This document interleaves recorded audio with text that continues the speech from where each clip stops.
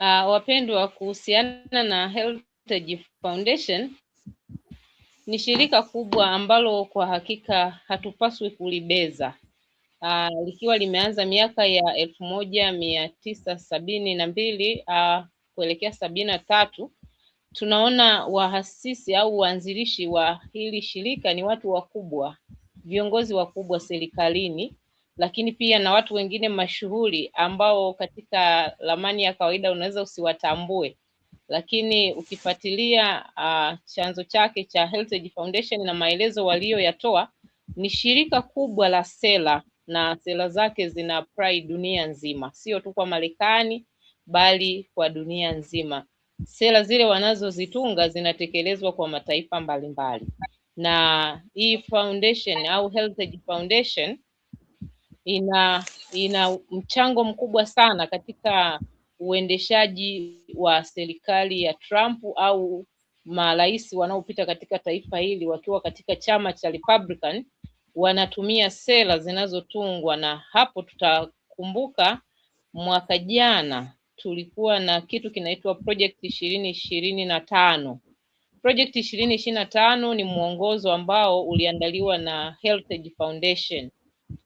Tukiwa na mkurugenzi wake mkuu ni Kevin Robert, lakini tunaona watu kama kina Jonathan Bell wako mle, watu maarufu wako mle. Na mwanzoni Trump aligoma kwamba hawatambui watu hawa, lakini tukaja kuona kwamba mwanzoni tu alivyoanza kazi amekuwa akitekeleza ajenda zao tena kwa spidi kubwa, na hata wao kushangaa kwamba imekuwaje hawakutarajia ndani ya muda mfupi alikuwa ametekeleza mambo mengi.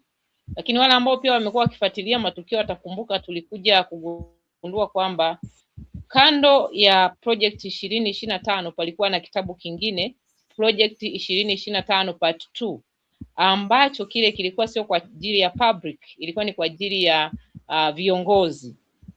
Na sasa chini ya Heritage Foundation hilo shirika limetoa kitu kinaitwa Project 2026 yenye peji 168. Kitabu hiki katika ukurasa wake wa 38 ndo uliosababisha nadhani division yetu ya North America kushtuka, kwa sababu katika peji hiyo wanaeleza habari ya Sunday Law, sheria ya Jumapili, jambo ambalo kwa muda mrefu hata waumini wa Adventista Sabato ambao tuna nuru wenzetu wamekuwa wakipinga ukweli huo, kwamba roho ya unabii inaposema kwamba sheria ya Jumapili inafanya harakati zake gizani, na sisi ni watu wa nuru tulipaswa kuwa makini na kuchambua kama wana wa Isakari, hasa walinzi wa Yerusalemu, kujua ni nini kinachoendelea ili waweze kuwapasha washiriki habari.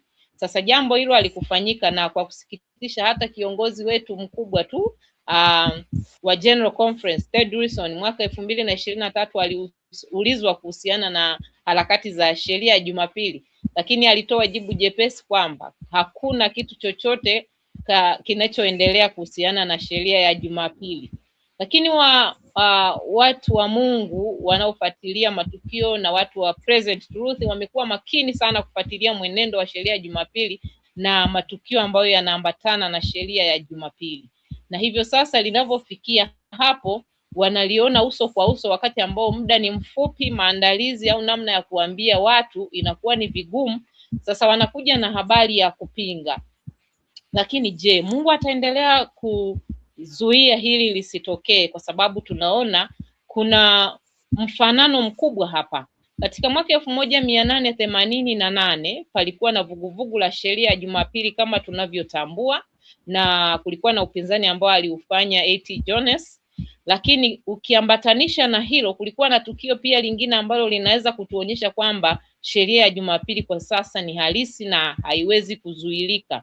Palikuwa na ugonjwa pia, kulikuwa na janga la ugonjwa ambapo Wagner yeye aliingia bungeni kupinga, na lilikuwa ni janga ambalo lilikuwa na ulazima wa chanjo, na akasema akapinga kwa maelezo haya kwamba ikiwa mimi ambaye sijachanjwa ninawezaje kumwathiri mtu aliyechanjwa wakati yeye ana kinga?